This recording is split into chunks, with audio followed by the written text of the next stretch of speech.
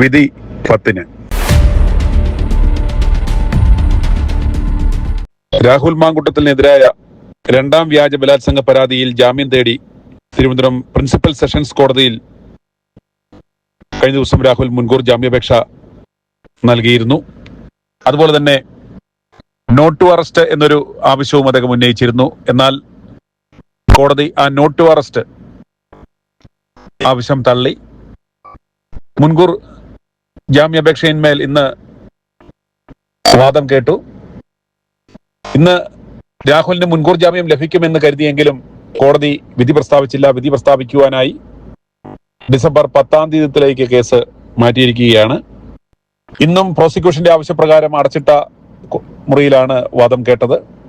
ഇന്നുണ്ടായ development എന്ന് പറയുന്നത് പരാതിക്കാരിയുടെ statement police എടുക്കുകയും അത് കോടതിയിൽ സമർപ്പിക്കുകയും ചെയ്തു. അതിനകത്ത് ഏറ്റവും വലിയൊരു തമാശ എന്ന് പറയുന്നത് I want to rape you എന്നും പറഞ്ഞാണ് രാഹുൽ പരാതിക്കാരിയെ റേപ്പ് ചെയ്തത് എന്ന് പറയുന്നു. അതുപോലെ എനിക്ക് നിന്നെ ഗർഭിണിയാക്കണം എന്ന ആവശ്യവും അദ്ദേഹം പലതവണ ആവർത്തിച്ചു എന്നാണ് പരാതിക്കാരി പറയുന്നത്.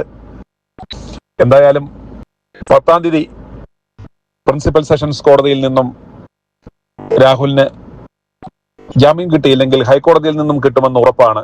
ജനങ്ങളെ വളരെയേറെ ചിന്തിപ്പിക്കുന്നതാണ് കീഴ്ക്കോടതികളിൽ ഇപ്പോൾ നടക്കുന്ന ആ കാര്യങ്ങൾ. നമുക്കറിയാം, ഇന്ന് ദിലീപുമായി ബന്ധപ്പെട്ട ആ വിഷയത്തിൽ നമ്മൾ കണ്ടതാണ് എന്തൊക്കെ വലിയ ബഹളങ്ങളും ആരവങ്ങളും ഒക്കെയായിരുന്നു. 85 ദിവസം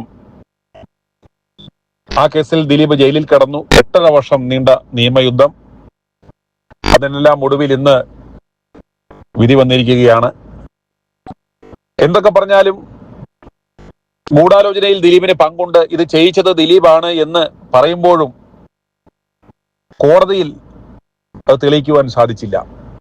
ആരൊക്കെ എന്തൊക്കെ ആരോപണങ്ങൾ നടത്തി, മാധ്യമങ്ങളൊക്കെ എത്ര ദിവസം ആഘോഷിച്ചു, മാധ്യമ വിചാരണ എത്രയോ കൊല്ലങ്ങൾ നടന്നു.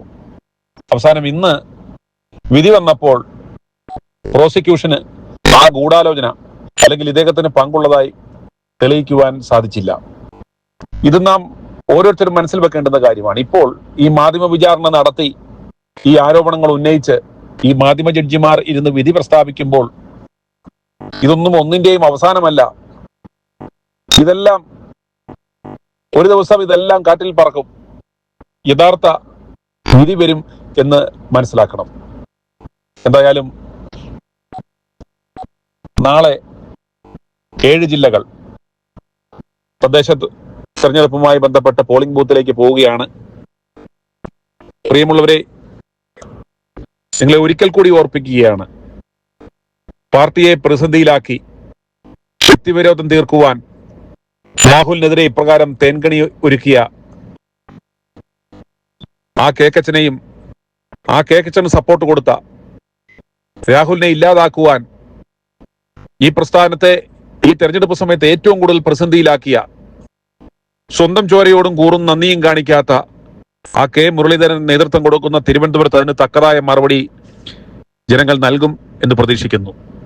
ജനങ്ങൾക്ക് നൽകുവാൻ സാധിക്കുന്ന ഒരു മറുപടി എന്ന് പറയുന്നത് നാളെയും അതുപോലെ 11-ാം തീയതി നടക്കുന്ന ആ തെരഞ്ഞെടുപ്പുകളിൽ, പ്രത്യേകിച്ച് എറണാകുളത്ത് കേക്കച്ചന്റെ ആ കൊച്ചിയിൽ ഇദ്ദേഹം നേതൃത്വം കൊടുക്കുന്ന സ്ഥലത്ത് നാണംകെട്ട പരാജയം ഇവർക്ക് ഉറപ്പാക്കുക. അതുപോലെ പാലക്കാട് ആ രാഹുൽ ഇപ്പോഴും ഈ പ്രസ്ഥാനം ഇപ്പോഴും ഇത്രയും ദ്രോഹിക്കുമ്പോഴും ഈ പ്രസ്ഥാനത്തോടൊപ്പമാണെന്ന് നമുക്കറിയാം. ആ രാഹുൽ ആത്മാർത്ഥമായി പണിയെടുത്ത ആ പാലക്കാട്ടെ സ്ഥാനാർത്ഥികളെ, കോൺഗ്രസിലെ സ്ഥാനാർത്ഥികളെ വമ്പിച്ച ഭൂരിപക്ഷത്തിൽ നിങ്ങൾ വിജയിപ്പിക്കുകയും വേണം. രാഹുലിനെ സ്നേഹിക്കുന്നവർ, രാഹുലിന് പിന്തുണ നൽകുന്നവർ, അവർക്ക് ചെയ്യാൻ പറ്റാവുന്ന ഏറ്റവും മഹത്തായ ഒരു കാര്യം എന്ന് പറയുന്നത് അതാണ്. രാഹുലിന്റെ അഭാവത്തിലും രാഹുൽ ഉണ്ടായിരുന്നുവെങ്കിൽ അഹോരാത്രം ഈ തെരഞ്ഞെടുപ്പുമായി ബന്ധപ്പെട്ട് അതിന്റെ മുൻപന്തിൽ നിൽക്കുമായിരുന്നു. അദ്ദേഹത്തിന് ഈ അവസരം ഉണ്ടാക്കി ഇന്നലത്തെ കലാശക്കൊട്ട് കാണുക. ഈ കടൽക്കിഴവന്മാരെല്ലാം ചേർന്ന് മുന്നിൽ നിന്നു.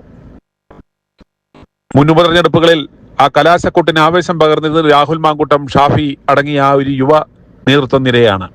ആ യുവാക്കന്മാരെ എല്ലാം ഇവന്മാർ ഇതുപോലെയുള്ള തേൻകണികളിൽ പെടുത്തി അണിയറയിലാക്കിയിട്ട് ഈ കടൽക്കിഴവന്മാർ മുന്നിൽ നിന്ന് കാണിച്ച കോപ്രായങ്ങൾ നമ്മൾ കണ്ടതാണ്. അതുകൊണ്ട് ജനങ്ങൾ അതിന് കൃത്യമായ ഒരു മറുപടി നൽകുക. അതിന് പറ്റുന്ന ഏറ്റവും മികച്ച അവസരമാണ് നാളെയും അതുപോലെ 11-ാം തീയതിയും.